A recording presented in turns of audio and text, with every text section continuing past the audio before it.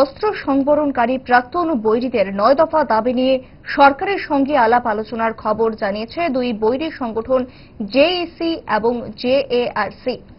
প্রতিনিধিরা কিছুদিনের মধ্যে আরেক দফা বৈঠক হচ্ছে জনজাতি কল্যাণ মন্ত্রীর সঙ্গে, কথা হবে মুখ্যমন্ত্রীর সঙ্গেও, আগরতলায় জানালেন ওই দুই সংগঠনের নেতৃত্বরা।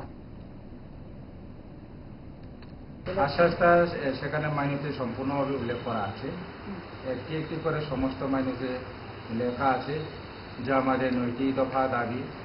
এই দাবি সনদকে ওনারা কিভাবে নেসেসারি অ্যাকশন নেবেন সেটা পরিষ্কারভাবে এখানে উল্লেখ করা আছে এবং আধিকারিকরা আরও আমাদেরকে আশ্বস্ত করেছেন যে আগামী এক সপ্তাহের মধ্যে আমাদের জনজাতি কল্যাণ দপ্তরের মাননীয় মন্ত্রী বিকাশ দেববর্মার সাথে মহাকরণে ওনার চেয়ারে আরেকটি উচ্চ পর্যায়ে আমাদের মিটিং অনুষ্ঠিত করা হবে এবং পরবর্তী সময়ে আমাদের ত্রিপুরা যে মাননীয় মুখ্যমন্ত্রী প্রফেসর ডক্টর মানিক সাহা ওনার সাথেও আমরা দেখা করব।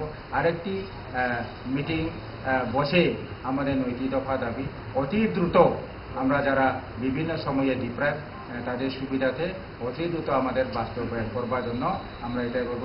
যদি বাস্তবায়নে যদি অনীহা হয়, বাস্তবায়নে আরও কিছু ডিলে হয়, তাহলে কিন্তু পুনরায় আমাদের দাবিগুলা পাওয়ার জন্য আমরা আন্দোলন চালিয়ে যাব।